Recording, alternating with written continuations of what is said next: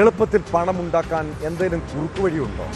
ജോലിയൊന്നും ചെയ്യാതെ അധികം കഷ്ടപ്പെടാതെ ഉയർന്ന ലാഭമുണ്ടാക്കാനുള്ള ബിസിനസ്സുകളോ?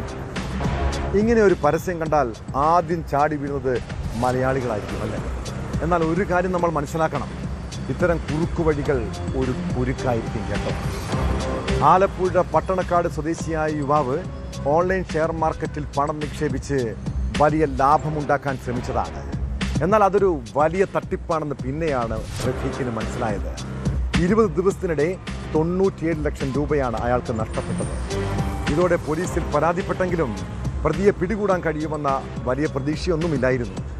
എന്നാൽ ആലപ്പുഴയിലെ പ്രത്യേക സ്ക്വാഡ് കേരളത്തിൽ നിന്നും ഒരു യാത്ര തിരിച്ചതാണ്. പിന്നെ കർണാടക, മഹാരാഷ്ട്ര, ബംഗാൾ എന്നിവിടങ്ങളിൽ സഞ്ചരിച്ച് എല്ലാ പ്രതികളെയും കൊണ്ടാണ് തിരിച്ചു വരുന്നത്. ആലപ്പുഴയിൽ തട്ടിപ്പിനിറങ്ങുന്നവർ ഇനി ഈ സ്ക്വാഡിനെ പേടിക്കണം.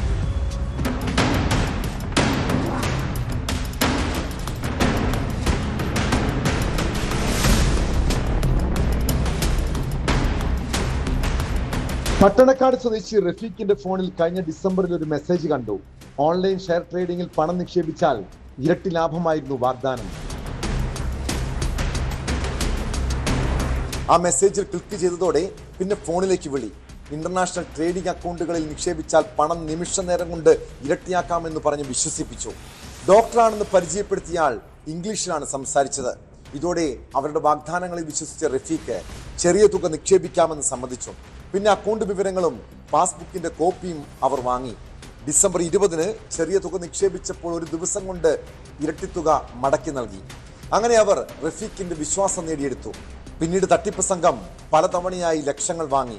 ബംഗളൂരുവിലുള്ള ബന്ധൻ ബാങ്ക് അക്കൗണ്ടിൽ 30 ലക്ഷം രൂപയും, എറണാകുളത്തെ അക്കൗണ്ടിൽ 30 ലക്ഷം രൂപയും, ഫരീദാബാദിലെ അക്കൗണ്ടിൽ 20 ലക്ഷവും, ഡ്രീം ലാൻഡ് ഹോം എന്ന അക്കൗണ്ടിൽ 17 ലക്ഷവും അയച്ചു കൊടുത്തു.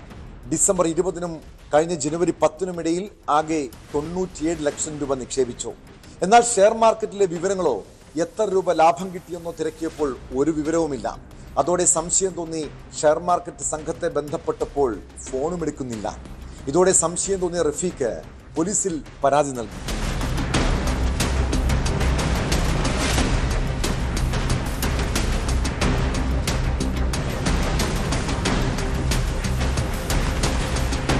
എറണാകുളം സ്വദേശി മുഹമ്മദ് റസലിലേക്കാണ് ആദ്യം അന്വേഷണം എത്തിയത്.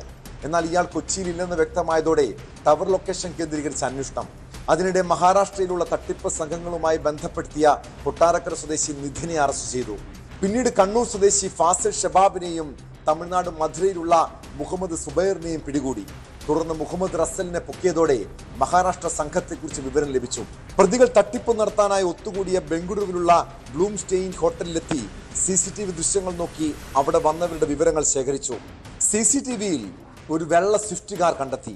അങ്ങനെയാണ് അന്വേഷണ സംഘത്തിൽപ്പെട്ട പട്ടണക്കാട് ഇൻസ്പെക്ടർ KS ജയൻ, ചേർത്തല സ്റ്റേഷനിലെ ASI രതീഷ്, ഗോപകുമാർ എന്നിവരടങ്ങിയ സംഘം നാഗ്പൂരിലെത്തി പ്രതികളെ പിടികൂടിയത്. കേസന്വേഷണത്തിന്റെ ഭാഗമായി ആലപ്പുഴ സ്ക്വാഡ് 4000 കിലോമീറ്റർ അധികമാണ് യാത്ര ചെയ്തത്. കേസിൽ കൂടുതൽ പേർക്ക് പങ്കുണ്ടോ എന്നും ഇവർ കൂടുതൽ പേരെ കെണിയിൽ വീഴ്ത്തിയിട്ടുണ്ടോ എന്നും പോലീസ് അന്വേഷിക്കുന്നുണ്ട്.